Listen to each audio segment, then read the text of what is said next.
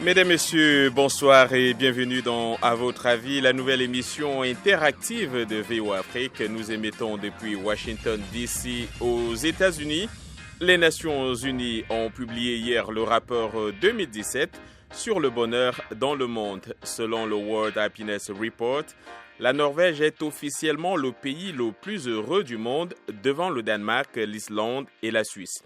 La Centrafrique ferme ce classement de 155 pays. Le rapport s'appuie sur une série d'indicateurs destinés à rendre compte du bien-être des populations au-delà des seuls indicateurs économiques. Les principaux facteurs qui favorisent le bonheur d'après ce rapport sont la compassion, la liberté, la générosité, l'honnêteté, la santé, le revenu et la bonne gouvernance. À votre avis, que signifie le bonheur et quelle est votre recette du bonheur? C'est ce dont nous parlons aujourd'hui dans À votre avis. Nous vous donnons la parole. Dans cette émission, vos commentaires et réactions sont attendus sur Facebook et en direct au 001 202 619 31 40. John Lyndon à la présentation de cette émission. Michel Joseph assure la production et mon ami Zénab assure la mise en onde. Comme invité, nous aurons Alexandra de Roulac. Elle est, coach et elle dirige le site coachdubonheur.com. Alexandra, bonsoir. Alexandra, bonsoir. Oui, bonsoir, vous m'entendez? Oui, je vous entends parfaitement. Comment vous allez? Bien. Est-ce que vous m'entendez? Comment vous allez? Oui, je vous entends. Voilà. Très bien. Alors, on parle du bonheur aujourd'hui et vous êtes coach du bonheur. Et si on commençait par une question simple, c'est quoi le bonheur en fait, Alexandra? Alors, c'est une question simple, mais quand même une bonne question puisque chacun va trouver une réponse. Il me semble que déjà le bonheur, c'est d'être bien avec soi-même. Et puis aussi qu'aujourd'hui, on peut aussi travailler notre bonheur. C'est quelque chose qu'on peut décider en décidant d'être de bonne humeur, de sourire un peu plus, de voir la vie du bon côté et de faire les choses pour aller bien aussi, plutôt que de penser que nous sommes toujours victimes, de se dire je prends le contrôle de ma vie et faire les choses pour aller bien. Alors, dans la vie quotidienne, comment se manifeste le bonheur, Alexandra? Dans la joie, après, je pense que justement, le bonheur, en fait, c'est plutôt la joie qui va se manifester. Cela va être des moments de joie. Et l'idée, ce n'est pas d'être toujours heureux, évidemment, mais c'est de se dire, revenons toujours aux choses positives, plutôt que de rester toujours dans le négatif, puisqu'aujourd'hui, vous en savez quelque chose, on entend toujours du négatif. Nous, en France, c'est l'horreur en ce moment. Tout le monde est morose. Et justement, j'ai organisé sur Facebook pendant une semaine juste des photos avec des sourires. Et tout le monde s'est pris au jeu, s'est mis à sourire.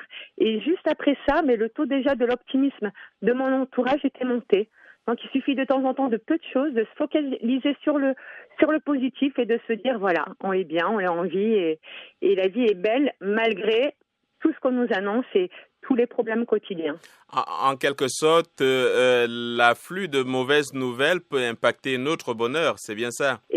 Évidemment, c'est d'ailleurs un peu fait exprès, puisque si jamais vous êtes moins heureux, vous allez aussi consommer plus. Enfin, il y a plein d'autres choses qui sont derrière. Donc l'idée, c'est aussi évidemment de se tenir au courant, mais de ne pas se concentrer que sur ça, parce qu'il y a plein de belles choses et le monde va beaucoup mieux qu'on le pense. Il n'y a pas toujours, et même sur soi-même, voir aussi qu'est-ce qui va bien, parce que dans une journée, généralement, si nous avons reçu une réflexion désagréable, on va rentrer le soir et puis on va se ronger, on va se dire non mais qu'est-ce qui s'est passé? Alors qu'à côté, il y a eu plein de belles choses. Donc plutôt en fin de journée, se dire qu'est-ce qui s'est passé, qu'est-ce qui est positif. Et voilà, revenir toujours à ce qui est positif. Et c'est ce qu'on nous a pas vraiment appris, puisque déjà enfant, généralement, on va plus se concentrer sur la mauvaise note, sur l'échec, que sur justement une bonne note ou quelque chose de positif. Donc se féliciter et revenir au positif. Alors, Alexandra, vous restez avec nous. On va prendre notre premier auditeur. Il s'agit de Diallo Tierno Oumar Diallo. Diallo Tierno, vous dites le bonheur dans une république, ça signifie tout simplement l'unité des citoyens, l'honnêteté et des différents dirigeants. Est-ce que vous pouvez nous en dire plus? Oui, tout à fait. Bonsoir à l'ensemble des auditeurs. Je vous souhaite tout le bonheur du monde.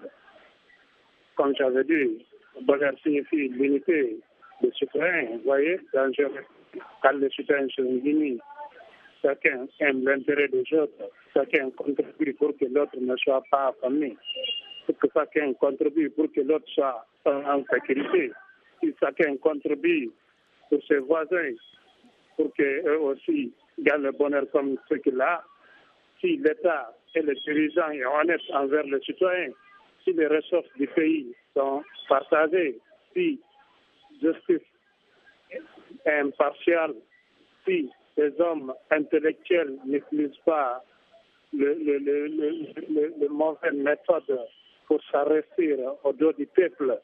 Là, c'est le bonheur de la République, ce que j'avais à dire. Merci, je vous souhaite tout le bonheur. Alors, Diallo, vous ne partez pas. Vous parliez, vous, là, du bonheur de la République, mais personnellement, qu'est-ce que vous faites pour être heureux? Bon, pour que je sois heureux, je peux juste être honnête envers moi-même. Vous savez, pour que tu sois heureux, il faut être d'abord, avant tout, profondément croyant. Quand tu crois profondément en Dieu, et tu es honnête envers toi-même, forcément tu auras le bonheur tôt ou tard. Et faire du bien pour les gens, ça aussi, c'est du bonheur. Alors, merci Diallo Tierno Oumar. On revient sur Alexandra. Est-ce que vous avez certainement regardé, vous avez lu ce rapport des Nations Unies, et il y a certains pays qui sont plus heureux que les autres. À votre avis, qu'est-ce qui peut justifier que, par exemple, la Norvège soit le pays le plus heureux du monde et que la Centrafrique soit le dernier?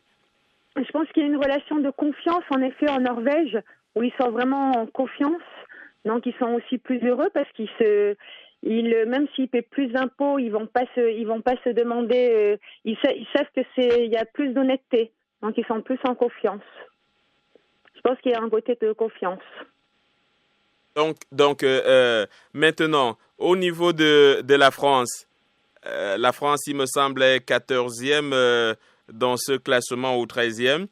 Est-ce que vous qui êtes sur place, qu'est-ce que vous faites pour essayer de rendre les Français plus heureux?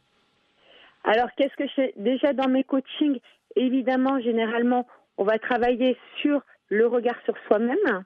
Donc, généralement, les gens qui viennent me voir, il y a beaucoup de personnes, en fin de compte, on leur a dit petit, tu pourras toujours faire mieux. Donc, on travaille sur le perfectionnisme, sur se féliciter, se regarder d'une façon bienveillante.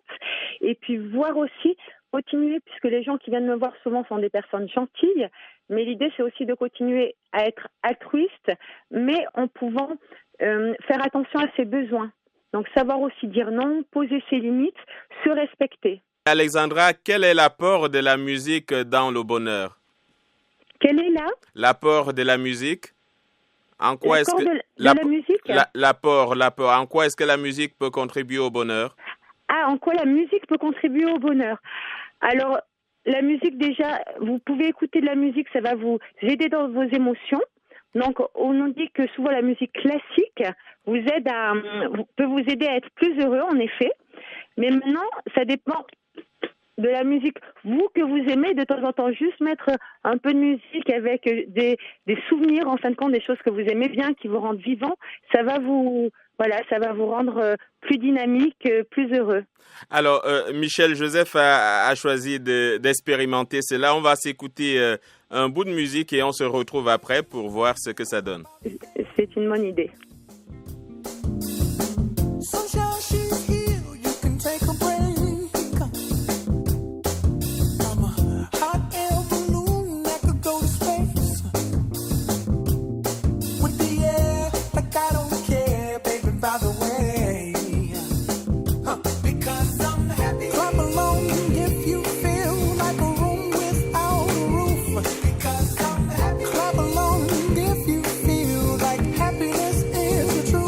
Because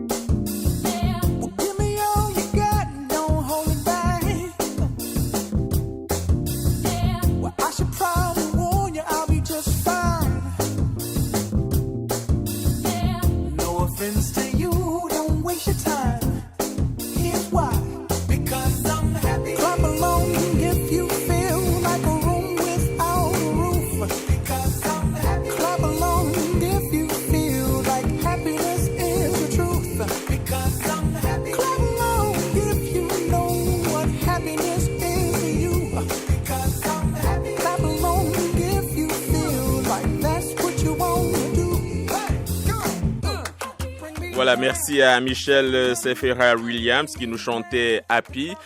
Alexandra, est-ce que le bonheur se transmet? Par exemple, dans des lieux de service, on a des gens, des collègues qui peuvent être de bonne humeur, d'autres qui ne le sont pas. Comment gérer ça? Je pense que ça, en effet, ça se transmet complètement puisque ce sont des énergies qui vont se transmettre. Et là, juste d'avoir écouté en effet ce morceau, moi, ça m'a donné le sourire, ça m'a donné envie un peu de danser. Ça, voilà, il suffit de peu de choses en fin de compte pour se remettre dans une bonne énergie.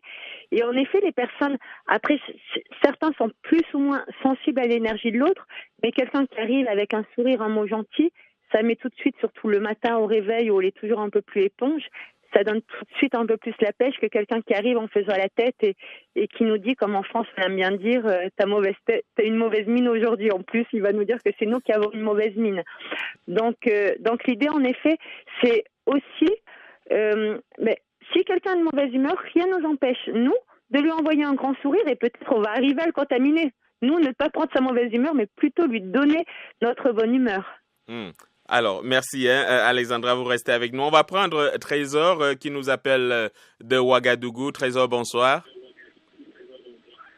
Bonsoir John Lyndon.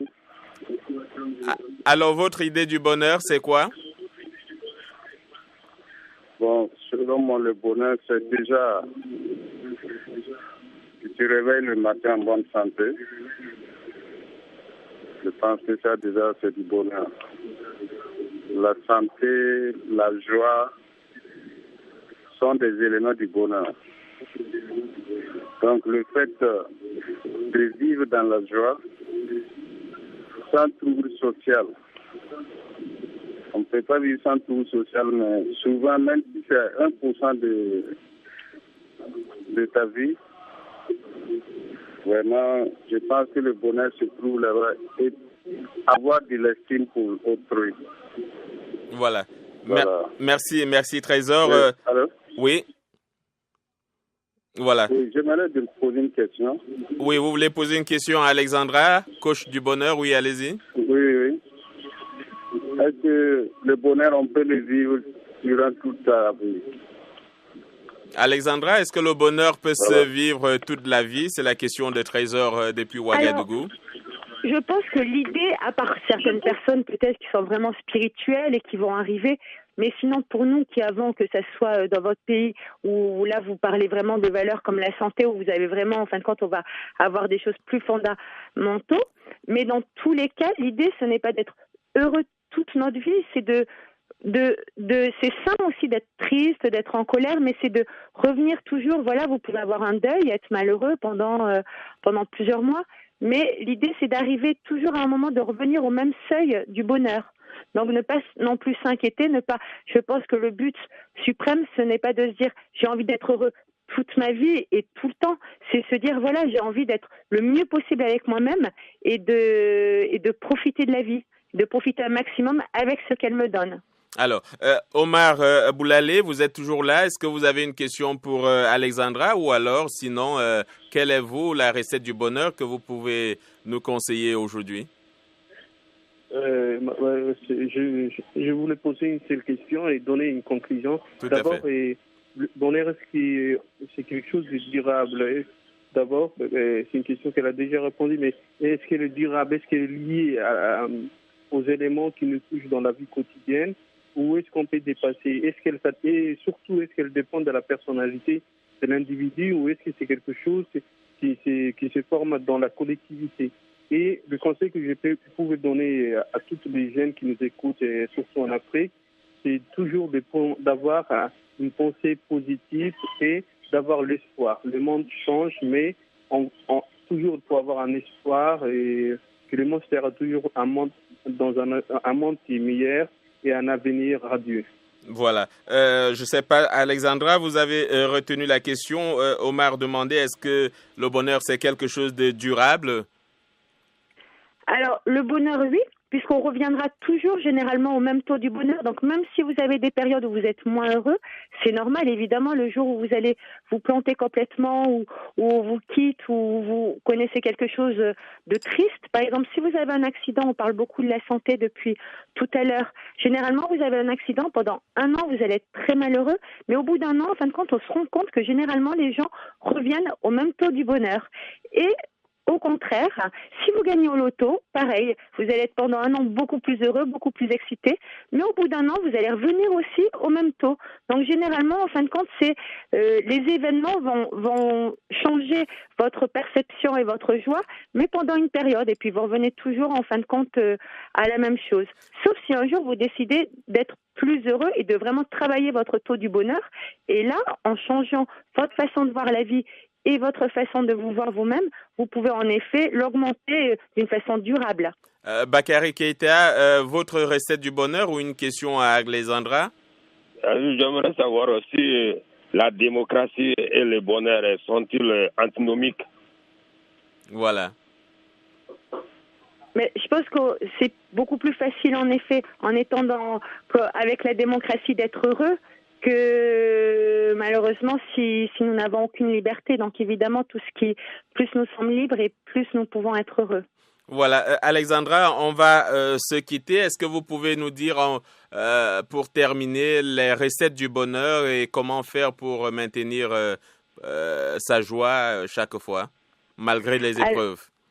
Alors, une petite recette du bonheur, ça serait vraiment être plus indulgent avec soi-même, s'aimer plus, se regarder de la façon, comme si vous regardez votre meilleur ami en fin de compte. Et puis le matin, se réveiller, on se dit, en étant heureux de se réveiller, en regardant ce qu'il y a de positif. Le soir, certaines personnes vont faire un cahier de gratitude ou parler avec ses amis ou avec sa famille. Qu'est-ce qui s'est passé de bien? Qu'est-ce qui s'est passé de positif?